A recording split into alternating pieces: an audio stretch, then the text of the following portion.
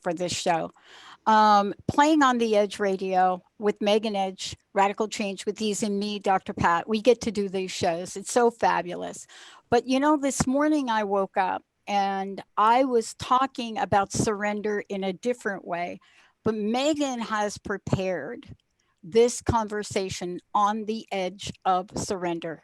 So if you know anything about what Megan does, what her work is about, she is known internationally, not just as somebody that heals, energy healing, intuitive counseling, but she teaches other people not just how to heal from an intuitive energy perspective, but she's also created a way for the body to receive healing. So whether you know Megan by the many things she does, the private sessions you have, the workshops you've taken with her, the books you've read, the cards she's created, you'll know one thing. And that is that this is about living in a world where it doesn't have to be hard, where healing could be just like breathing. But you got to learn a few things. And one of the things that I think we're all learning about, if we're not learning quickly, we're learning slowly, is the idea of surrender, on the edge of surrender. Wow, this is really, I thought that I had learned this, Megan. I thought that I had had a bunch of things in my life where this was it. But this is a whole new game, isn't it? It is. And I have to say, Pat, first of all, thank you for that beautiful introduction. And secondly, I love the analogy that you just shared, that healing can be as easy as breathing. And that's so true if a person knows how to breathe easily. What I see happening a lot is people holding their breath. And it's something that I notice in my private sessions with my clients. It's something I notice when I'm talking to friends or when I'm teaching.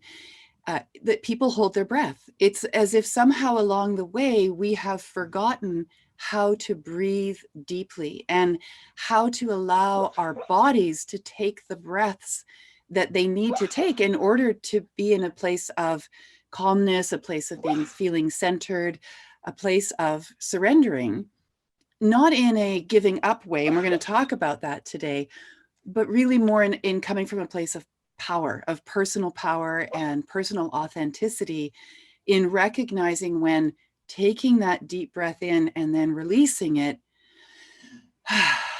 it allows us to settle into our bodies and be able to step into discernment in terms of the way in which we respond or choose to react to the things that are happening around us, which is why this whole idea of surrender is so important for anybody at any point in time, certainly on the healing journey, but especially I think today, the things that are going on in the world, the things that feel like they're out of our control. What does it mean and what does it look like when we choose to surrender as a path to personal empowerment? Yeah. And the reason I'm so glad we're talking about it today is that for a long time, I thought surrender meant something very different. And, I've come to learn a lot about the word surrender from my own personal journey, but certainly from my family.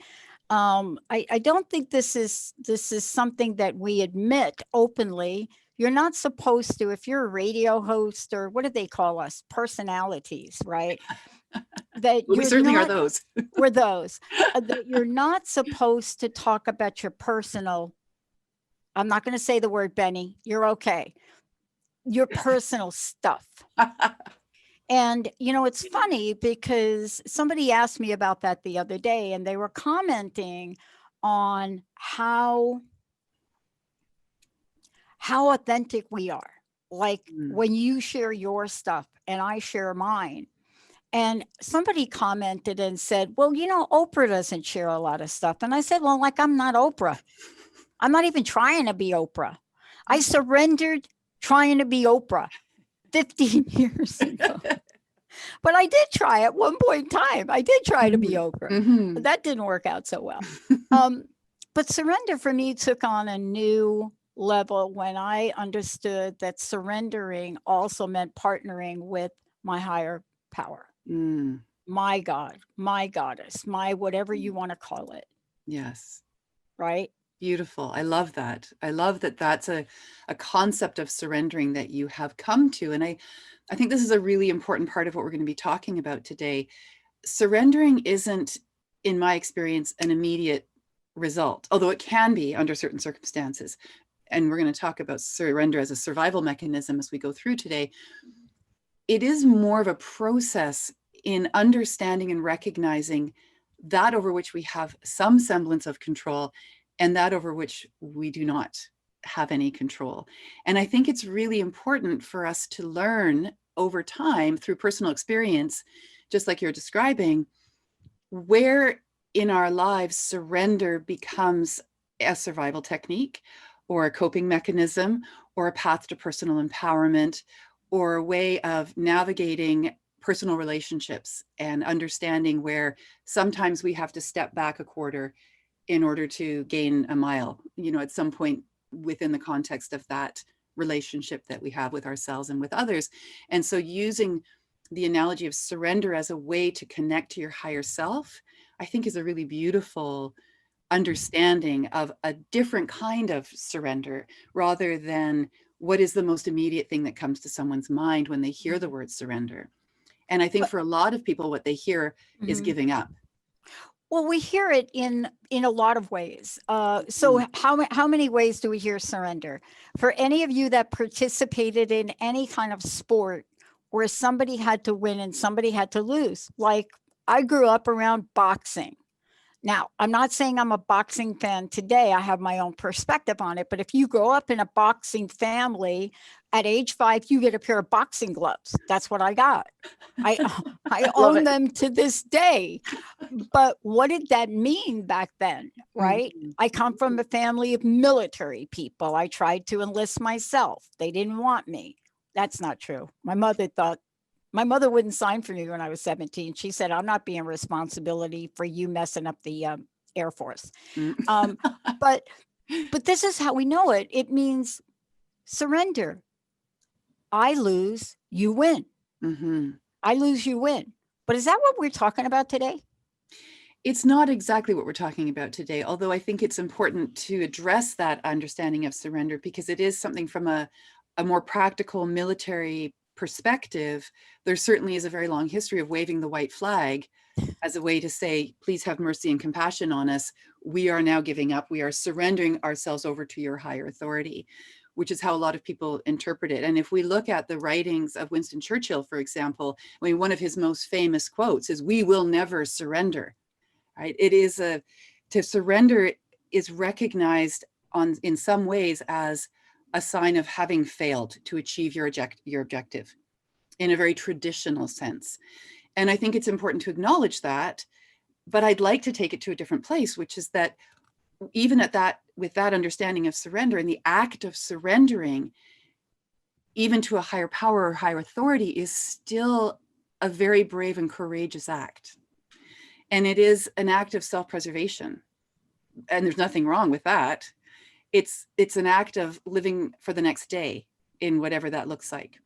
And putting your own personal safety and autonomy into the hands of somebody, your enemy, who may not choose to treat you with compassion and respect for Right. what you have done, but is still taking that chance. Right. And then there's the more spiritual, or then they're not more necessarily, but then there's the spiritual side of surrender, where we talk about surrendering to God or goddess or a higher power or a higher selves. And that act of surrender is where we step away from trying to make things happen. And we literally say to some other energy beyond ourselves, okay, you may know better than I do. I choose to surrender to you to allow you to show me the path that I might not be seeing. And both types of surrender, whether it's sort of a military, I've given up the fight, I can't do this anymore, or a spiritual surrender, I give up my path, I can't do this anymore. There's actually a crossover between these two concepts of surrender? I think that really it's very relevant to where we're living in today. I mean, there are the things that we give up on a regular basis. And let me use that language if I could for a minute. And when Mm-hmm. we come back from break, I want to talk to you more about it. There's this idea of surrender where we actually believe we're giving something up. But if we could think about giving something up as a neutral energy, Mm, meaning that what I give up on the days where I think that I'm actually the pilot, I give up my will, certain aspect of my will. It doesn't mean I stop doing things, but I give up that part of me that doesn't know, but just keeps pushing. And I ask for that guidance. I sort of, get into the place of surrender. But there's another version of this I want to talk about when we come back. Somebody said to me about a week ago, Pat, you're coming up on a celebration, an anniversary for the network, an anniversary for your show, da da da. And you may lose it all this year. And mm, and I was like, okay, like, what do you know that I don't know? So mm. are we willing to lose it all to get it all? And what if by letting go of something that no longer serves us, we open up Right. space for something new to show up? Yeah, let's take a short break. When we come back, how does it feel to think about that? How does it feel to let go of something that you're so absolutely obsessively attached to? Maybe not even obsessively, but how does it feel to do that? Is it a job? Is it a relationship? Is it a business? Is it a family member? What happens when that has to do with something you have to surrender to? I'm not going to answer that. I'm going to let Megan answer that. Let's take a short break, everybody. We'll be right back.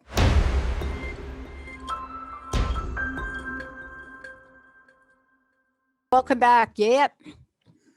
This is Playing on the Edge Radio with Megan Edge and me, Dr. Pat. Megan, before we dig deeper into this, can you give folks an update on what you're up to? Because I know you're preparing for a new class. I know there's a lot going on. I know you have not stopped creating. And so tell folks what that looks like for you. Well, it's true, I have not stopped creating. I have done some surrendering, though. I've been practicing surrendering over the last little while. Um, I was really busy. I was pushing really hard to try to get a lot of things out for the fall. And I realized I needed to step back and go into retreat mode, which is why I chose this subject for our episode this month, in fact, is that experience of realizing, wow, that's just an awful lot that I'm putting on my plate at one time. So the focus got redirected to this new class that myself and one of my Confident Healer graduates, Jennifer Weir, are going to be offering in the fall. And it's a masterclass series looking at building bridges between modern medicine and alternative healing. And we're going to be doing 3 in-person classes on Zoom. And then throughout the month in between the classes, there'll be a private Facebook group where the people who are in the class can jump in and get extra resources, ask questions, participate in the program the same way that I teach the Confident Healer, which I've pushed back now to a January start. Again, with the realization that with everything going on in the world, at a certain point in time, I need to surrender to perhaps stepping away from some of the complete busyness that I was creating for myself so that I could really tune in and focus on what it is that's coming up. So this masterclass series that will be starting in 2 weeks on Thursday, 2 weeks from now, is really going to be this amazing opportunity for people to come in and learn from me while basically getting their toes wet to see what it might feel like to continue that journey with me and dive into the Confident Healer, which is my intensive program, my 10-month healers program. They don't have to dive into it. They can just take that 3 to 4 session class and run with it and learn everything they can that we're going to be teaching about this subject of blending energy healing and modern medicine and see where it takes them from there. So I'm really excited that we're going to be offering this class this fall. So that's our latest thing that we're going to be working on. Yeah, and I think that's it too, because it's part of what we're talking about today. And let me ask you this: what are we really surrendering to? And I love that somebody brought that up for me to comment about. Well, what if you lose it all? Mm-hmm. And I have to tell you that it wouldn't be the first time in my life. It's not like I don't have training wheels on for this. I know what it's like to go through different points of life where you feel Mhm. like you're losing it all. The realization is that wasn't true for me. Mhm. Losing it all means that you've shed this earth skin and you've now transitioned to another plane. That's Mm. real loss. But I've gone through transitions, transformations, um, I don't know, any and all of the above, but I can't tell Mhm. you at all what that looks like and why it does. And so for you, what does this mean? The idea of surrendering or surrender, Yeah. for me, Yeah. it's a very powerful concept, a very powerful idea, and an action. I think for a lot of people, the idea of surrender feels like that's the point where you've completely lost control. I choose to see it differently. I choose to see that when I am intentionally and understanding that it's time to stop the struggle or stop the fight or stop the controlling, and I'm willing to surrender into the unknown of what is going to be next or what is going to fill that space from what I just choose to let go or put down or release, that is an action. And the universe loves action, right? I think what frustrates the universe is when we're pushing against an idea and it's really hard work because we're barking up the wrong tree, and the universe or our higher self or God or whomever is trying to help us see that whatever that struggle is, we don't need to have it any longer. And what the universe would love is for us to be on this path that we've written for ourselves when we show up in the world. And I had this moment a number of years ago in a very busy time in my life, like that I laughed at that because, right, busier than now. And I was sitting on the deck of my cottage, my most favorite place on the planet, and feeling like I should be doing something. I'm sitting here and I'm not doing anything. I should be justifying myself. I should be justifying my existence by making sure that I'm getting something done. I'm accomplishing something. It's that Protestant work ethic that many of us Yeah. have grown up with culturally and familially. And as I'm sitting there starting to get into this anxiety of I should be doing something, I heard this voice. It was a man's voice, clear as day, and the voice said to me, "The act of doing nothing is really quite something. The act of doing nothing is really quite something."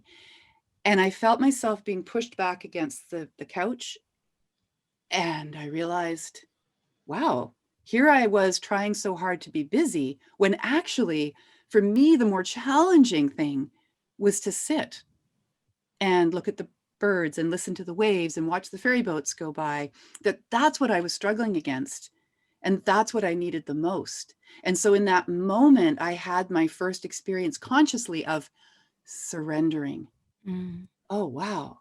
And and I started on this journey of trying to remember to give myself permission to take those step backwards and to recognize it as an empowerment, as a recharging, as a refueling, as a nourishing, so that I could return to fight the good fight another day, rather than to put myself to the point of exhaustion, which so many of us do on a regular basis. And I think so many people are doing right now.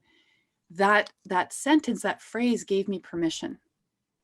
And that's what I would like to share with other people. That's what I would want other people to realize, is that it's okay. It's okay to put it down. It's not going anywhere. If you still need it when you're done surrendering, it'll still be there, Yeah. but you'll have a different relationship with it. Yeah. Yeah. I think we all get to learn this in our own way. And, I know that there are many opportunities in our lifetime to experience it.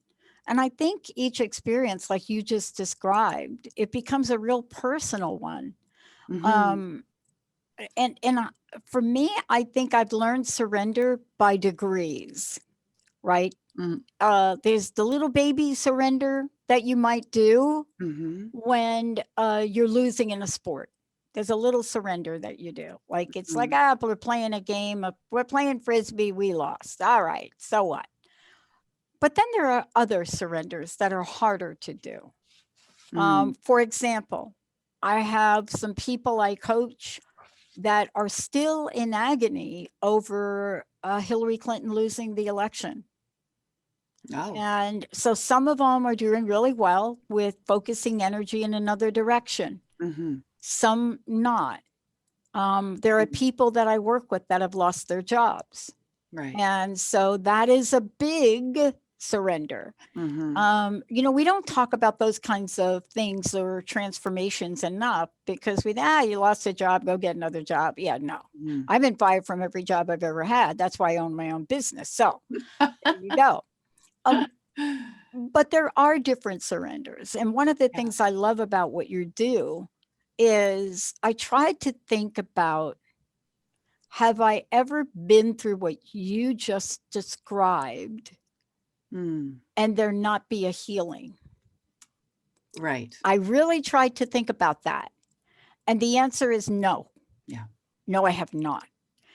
Is it instantaneous, miraculous, God shot healing as your boss is ripping your badge off your neck? No. But does something get healed? Mm-hmm. And I think that's the key. I wonder what we're up for healing now. Mm-hmm. Yes, absolutely. And I think, or I know that if a person is willing to step back from the immediate experience, even in the moment, to have that little voice in the back of their mind that says, it's okay. Like, it's okay to feel scared right now. It's okay to feel angry. It's okay to feel frustrated, upset, uncertain because something has changed. Like the badge has been ripped off you. You've lost your job. And then what now? How are you going to use this experience to take you farther along that healing path, to surrender to the possibility that that event, that wake-up call that you're experiencing, is there for a reason? Because you've been hanging on so tightly to the thing that is not serving you any longer that you were unable to see your way clear to say, I quit, and instead had to have the experience of, you're fired. and many of us get to that place where, we're just so focused on, it's got to be like this, that until we get smacked upside the head, we don't realize that, oh, there's another way. There's possibly another way. And maybe I just need to sit back and trust and have faith, as challenging as that can sometimes be, that there's a reason and a purpose for these things that happen in our lives that seem in the moment to be so against us, when in fact they're actually bringing us to a place where it's better than it was before. But in order for us to get there, we have to go through this process of surrendering. And you can call it by many different things. When I was getting ready for our show, I looked up, what are the synonyms for surrender? And there were some wonderful words like yielding or pause or patience, waiting, softening. I loved that one. Capitulate, concede, submit, relent, succumb, acquiesce, defer. And when you start looking at the different definitions or different words that we can use for surrender, you can start to see the places on a daily basis where you make the decision to step back because that's going to smooth the way, or because it's easier that way, or because it's okay to let that other person go through the door before you do. In all these little ways throughout the day and throughout the weeks, we are constantly either taking the lead or stepping back, taking the lead or stepping back. Yeah. Right. We actually do it more than we believe we're doing it. We That's really right. do. Yeah. I mean, can you imagine a world if surrendering wasn't going on? Can you imagine That's the mental, physical, and spiritual annihilation of no one yielding ever? It would be like this. We would just be at loggerheads with one another. And I think everyone's had that moment where you just realize, okay, this is not going anywhere. Yeah. Somebody's going to have to give. Someone's going to have to yield for there to be forward momentum, or else everything implodes. And then we end up with anarchy or, anarchy. I'm okay with anarchy. I was just having a thought right there when you said that, but I'm gonna let that slip for a moment. We're gonna take a short break. When we come back, we're gonna talk about the idea of a big picture in the context of surrender, and why in today's world it is one of the most important tools you can have today in your toolkit? What are the things we're not talking about as we keep taking surveys? It's what it's like for people to work from home, for kids to work from home. What are we really studying when we study the impact of kids sitting at a computer?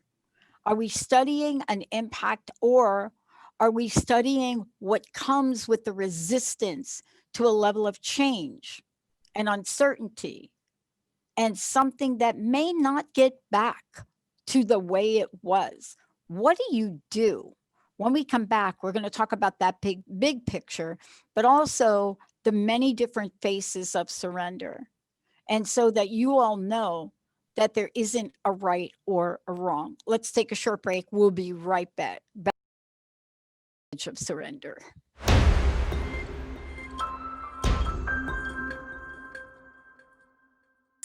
I'm like, where's the music? For Benny. He's like, I'm going to play him some real meditative music. And so I'm like waiting for Elton John or something to come on here so that I could pay attention to when to come back. Now that's surrender. It's like, are we live? Everybody's like who, what? Are they here? Yeah, we're here. Surrendering to the circumstances beyond your control. Oh, yeah. So this is it. This is On the Edge of Surrender today, today's episode on Playing on the Edge Radio. I mean, before we start talking about the big picture, because I know you work not only in the big picture, there's this 36,000 foot level, that's airplanes, Zoom, right up there, all that. And then you have to get down to the lower levels, right? And break it down because your perspective changes. It's 37,000 feet, can't even see any people. But 12,000 feet, when you jump out of an airplane, or 15,000, you get a different view. And the more you come down, the more different the perspective is. Can you let folks know the body of work you do that doesn't just look at the big picture, but really drills down to take care of how to deal with the practicality of life?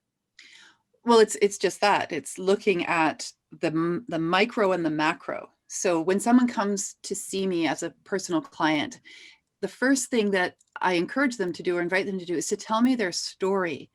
I want to hear how they're telling their story about the things that have happened to them in their lives, or the reason that they're coming to see me. What is the thing that they need to help with, they need coaching around, they need support with, they need healing from, whether it's about life direction or the loss of a loved one or a relationship that's falling apart or some trauma that's occurred for them many, many years ago. And now they're ready to surrender to the process of taking that healing journey. And it all starts with the story. And the story is the micro. The story is what we've placed right in front of ourselves and the understanding that we have of the experiences that have happened to us in our lives. When we understand the story, we can start to change our relationship with the story. And that's where I can help my clients see what the way in which they're telling their story, which part of that is empowering and which part of that might not be empowering. Where might they be in victimhood and where might they be seeing their own potential? And then helping them move from that micro vision of everything, that really close to the ground, here's what I know, to opening it up into a bigger picture perspective, the macro perspective, where we start to see connections, where we're able to look back through someone's life story and see a pivotal moment and start to follow the thread through to the moment that they are sitting in my healing space with me. As a process of helping them to understand that every single thing that they've experienced in their lives has meaning and has purpose. And that when I can help them see the meaning and the purpose of these experiences that they've had, it takes them from a place of this has happened to me and I am a victim and I have no control, to this is what I have chosen and here are the reasons why I have chosen it. And so we move into life path. What are the themes of their life, of their lives or their life? What is it that they're looking for in that bigger picture? And at that point, we can start to unravel some of the perceived sufferings and real sufferings, their experience of those, and give them a meaning that is more empowered. And that whole process involves exactly what we're talking about today, which is surrendering into letting go of a belief system that a person has about themselves in order for a new perspective to be available to them that they can then work with, that can take them from that place of, and I don't mean this to be disrespectful, but kind of a woe is me place, like, look at what's happened to me, look at how awful this is, to a place of, wow, I understand now why that had to happen. I understand the path and the process, and now I'm willing to work with that and have it be meaningful for me in my life. Yeah. I mean, I think that, there is a part of this that I want to talk about. And I know we've talked about it before, but the thing that's just popping up for me as I'm thinking about this is, what was I feeling before the action I took? Mm. What was I feeling before, during, and after?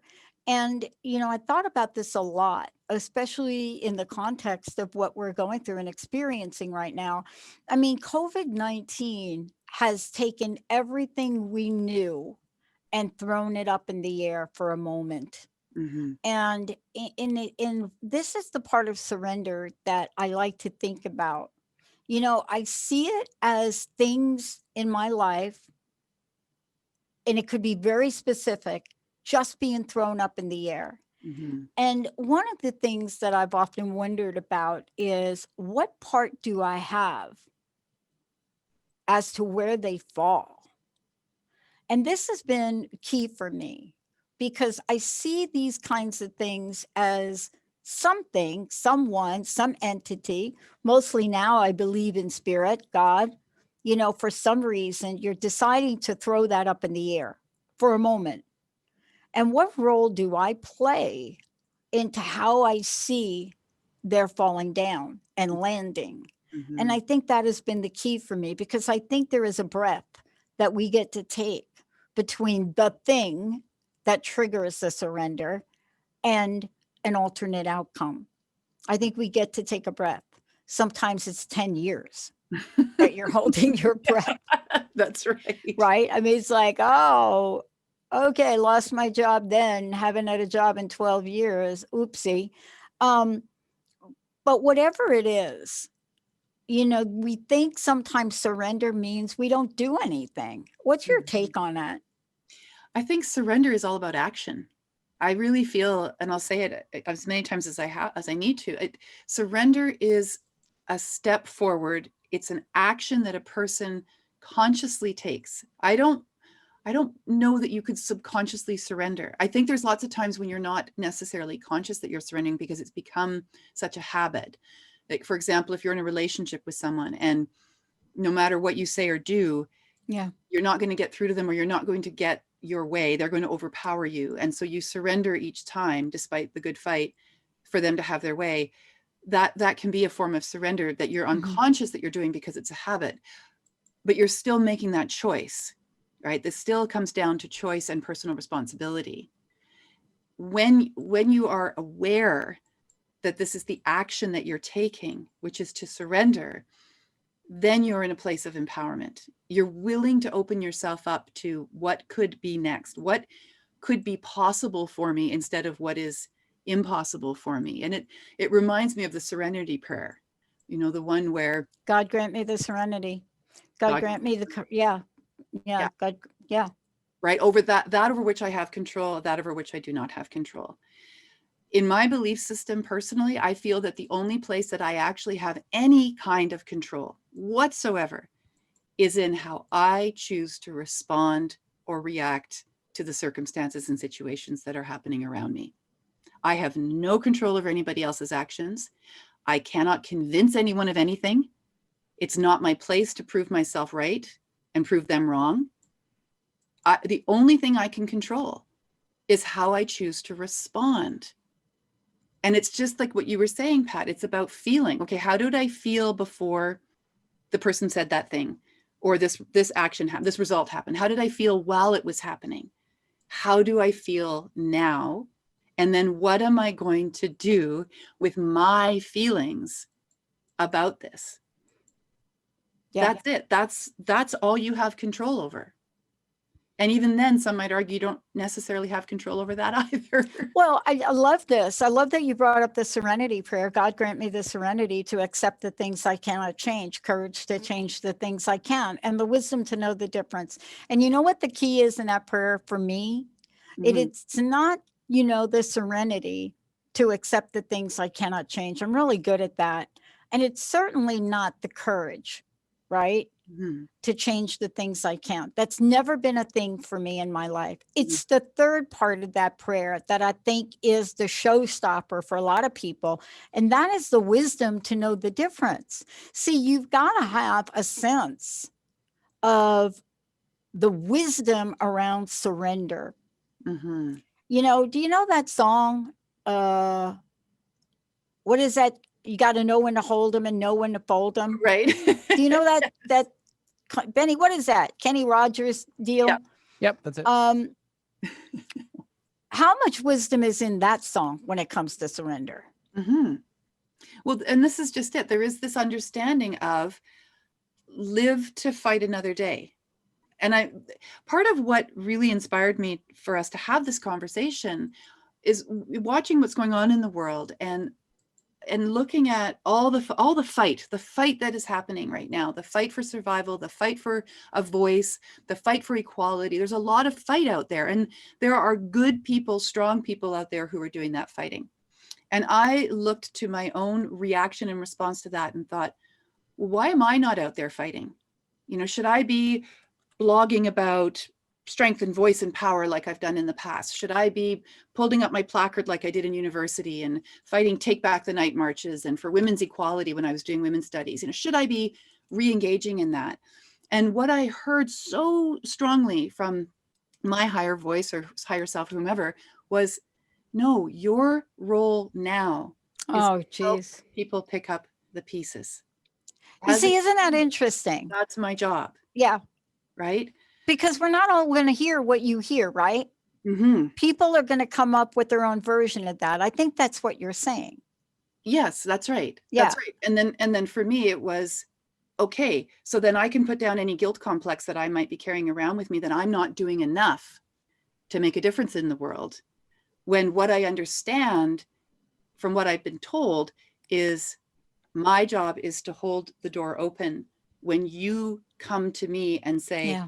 I'm so tired. Yeah. Oh, I'm so wounded. I'm so oh, hurt. Please help me pick up the pieces so I can learn how to fight better or more efficiently or whatever it is that I need to do next. Because every single one of us at some point or another has to surrender. We cannot just keep fighting and keep pushing, because then we are of no use to anyone, whether it's the movement that we're fighting for, the belief that we're trying to get people to understand. It doesn't matter. At a certain point, we all have to surrender. And so when you choose to surrender, I will help you pick up the pieces. That's what a healer does. I love that. And this is kind of one of the more interesting conversations. I think we should ask everybody listening to really be mindful of where they're engaged. I mean, I was engaged in a debate, not an argument, but a debate. And let me tell you, this may seem like a nothingness to people, but usually when you debate on something like I'm about to say, that's the tip of the iceberg. And then there's all this. The Mhm. big debate, Benny, you're going to love this. The big debate. Somebody did a post on some social media thing. Mind you, we don't even have the next James Bond movie out yet. But now we are replacing Daniel Craig. Obviously, people didn't want him replaced a year ago. But now the big debate came out.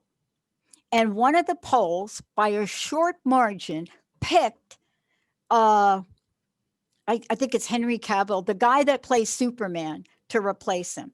So for 30 minutes, we debated who should be the next 007. Everybody from Idris Elba and, should it be a woman? How about Charlize Theron? She was in 30 minutes. And it felt so good to be able to debate about nothing. Yes. Nothing. That at the end of it, you look at each other and say, we're not going to have any control over this, but do you want $100 bet? And, Right. but you see, that small moment gives you a sense of power Mm-hmm. and triviality. Very trivial. The Right. next James Bond. Well, that is important in the greater scheme of things. It was important to us for a moment, hot moment. At least we weren't yakking about the Kentucky Derby, but we have those moments where we can feel like we have a say in things. And I think this is a confusion, Megan, and maybe you can help because, this is the part of surrender that's not like giving up. Giving up feels so hopeless to Mm. me. Well, And it's not that I haven't gone to the edge of something and said, I just don't want to go any further here. mm-hmm. I just don't. I'm at the point now where I've done the best I could do with this thing here. Right. I either don't have enough fuel in my gas tank to carry it another 10 years but I've known that. And I haven't felt like giving up. How do we reconcile that? Well, I'm curious how many people listening and watching have ever had the experience of coming to a point where they say, okay, I give up. I'm done. I don't want to fight this fight anymore. I'm putting it down. And when that decision is made, there is suddenly such relief. Yeah. Oh, wow, I can breathe again. I didn't even realize how heavy that was on my shoulders. I'm sure that everybody is nodding their heads and going, oh yeah, I do know what that feels like. I do know what that feels like. And this is where, I want to put a positive spin on this whole idea of giving up means failure versus understanding that when something is done, it's complete. Why are you fighting for it still, or why are you fighting against it still? There's a certain amount of completion that we can engage with when we decide that the putting it down is an act of empowerment. In that act of surrender, that's an action that we're taking. And what we're really saying to ourselves, the universe, whomever is, okay, I recognize and acknowledge that the fight is done. It's complete. I don't need this any longer. I'm open to whatever is going to come next. And I think this is especially true when we put down a belief. I think that's one of the most difficult surrenders that we can do, is to release a cherished belief that we have about ourselves, about our story, about our religion, about our morals and our values, about somebody else in our lives. Beyond anything else, that moment of releasing and putting down expectation and belief has got to be, in my mind, one of the most courageous acts that anybody can do. And it's not about saying I was wrong. It's about recognizing that that belief no longer serves me. It no longer Yeah. holds a place for me. I Yeah. wonder what new belief is going to come in about myself, Yeah. about the world, about what's possible. That Yeah. that is at the most, I think, spiritual surrender that anybody can do, is letting go the Yeah. belief. I think we've all had to go through that. I mean, I said to you earlier today, this is my first day back in our studio office.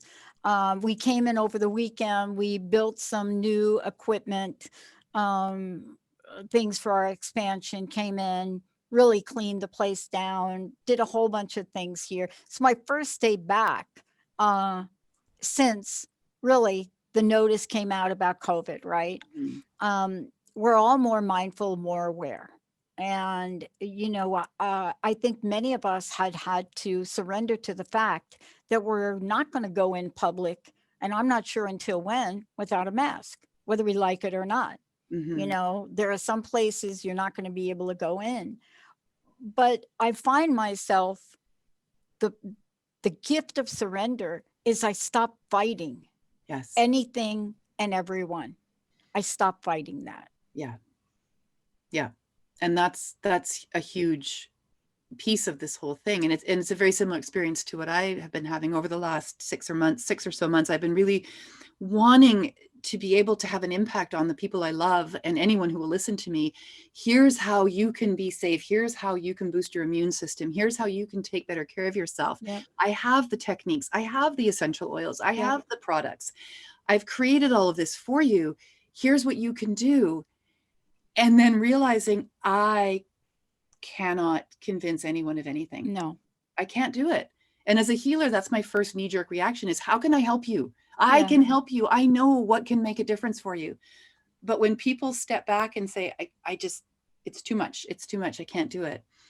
Instead of pushing something on someone, I've really had to dig deep into my own wish and desire to make a difference in people's lives, to help them, and look at, where is that coming from? Why is that so important to me? And really just surrender to, if someone needs my help, they will come and ask for my help. And I can just keep my mouth shut about everything else. Well, there you go. That's one of the hardest things for a healer to do. It's one of the hardest things There for me we to go. It really is. And there are some Yeah. people I'm a little bit more persistent with, like Linda, my best friend. I mean, Mm. we have our routine of essential oils, CBD, a whole routine, Argentin 99. I mean, there's just a whole bunch of things that we've kicked into place, which is very Mhm. counterintuitive for Linda. Mhm. And yet there's a part of this where you just know you can put it on the table, and that's where it'll either stay Yeah. or it'll move.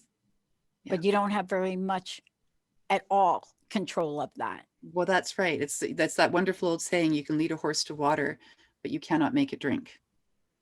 So I can provide all the information that I have. And then beyond the Yeah. people in my very immediate sphere, like my daughters, or for whom I'm still their primary caregiver. Yeah. But even them, I've said, look, you guys can take it or leave it. Just know that it's here for you. Like you say, it's on the table. Here's the essential oils that I'd really love for you to work with. They're here on the table.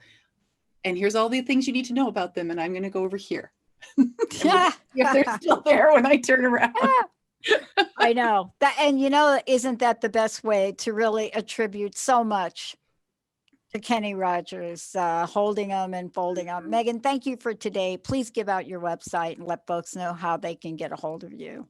You can visit me at meganedge.ca. That's where you'll find information about the Confident Healer, which is opening up in January, and the new masterclass that's coming up this fall, starting in a couple of weeks.